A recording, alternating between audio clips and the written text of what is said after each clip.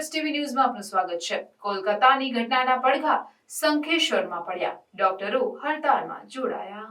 કોલકાતાની બનેલી ઘટનામાં મહિલા જુનિયર ડોક્ટર પર દુષ્કર્મ અને હત્યાની ઘટનાના પડઘા શંખેશ્વર તાલુકામાં પડ્યા। શંખેશ્વર તાલુકામાં આવેલી સરકારી તેમજ ખાનગી હોસ્પિટલ અને દવાખાનાના ડોક્ટરોએ તેમના દવાખાના બંધ રાખીને વિરોધ નોંધાવ્યો અને સરકાર સમક્ષ માંગણી કરી કે આ ઘટનામાં પીડિત પરિવારને ન્યાય મળે, અનોખી ઘટનામાં દોષિતને ફાંસીની સજા થાય અને આવી ઘટનાનું પુનરાવર્તન ના થાય એવી શંખેશ્વર તાલુકાના ડોક્ટર એસોસિએશને માંગણી કરીને વિરોધ નોંધાવ્યો। ત્યારે શંખેશ્વર તાલુકામાં આવેલા 25 ખાનગી દવાખાના અને 6 સરકારી હોસ્પિટલો બંધ રહ્યા, જેમાં શંખેશ્વર, પંચાસર, લુલાડા, કુંવારદ, કુંવર, સિપર પાટલા, પંચાસર, ટુવડ, દાંતીસણા જેવા તાલુકાના ગામોમાં આવેલ તમામ દવાખાના બંધ રહ્યા। આજે શનિવાર હોવાથી સરકારી હોસ્પિટલમાં બપોર બાદ ઇમરજન્સી સેવાની તમામ સારવાર બંધ રહી હતી, જેમાં શંખેશ્વર તાલુકાના 2 સામૂહિક આરોગ્ય કેન્દ્ર અને 4 પ્રાથમિક આરોગ્ય કેન્દ્રમાં શનિવારે રજા હોવાથી શંખેશ્વર તાલુકાની કુલ 31 પ્રાઇવેટ અને સરકારી હોસ્પિટલો બંધ રહેતા શંખેશ્વર તાલુકાના દર્દીઓ મુશ્કેલીમાં મુકાયા હતા।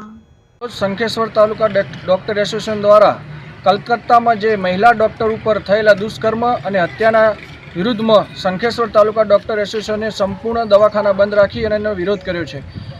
અમારી સરકારશ્રીની માગણી છે કે મહિલા ડૉક્ટરના પરિવારને ન્યાય આપે અને જે આ કૃત્ય કર્યું છે એ લોકોને ફાંસીની સજા મળે એવી અમારી માગણી છે। સરકારશ્રીને અમારી બીજી પણ વિનંતી છે કે સરકાર આનો કડકમાં કડક કાયદો ઘડે અને ફરીથી આવું પૂરા ભારત દેશમાં આવું કૃત્ય ન થાય તેવો કાયદો ઘડી અને આના વિરુદ્ધમાં સખ્તમાં સખ્ત સજાનો કાયદો બનાવે એવી અમારી માગણી છે। ડૉક્ટર નિલેશ પટેલ, શંખેશ્વર તાલુકા ડૉક્ટર એસોસિએશન।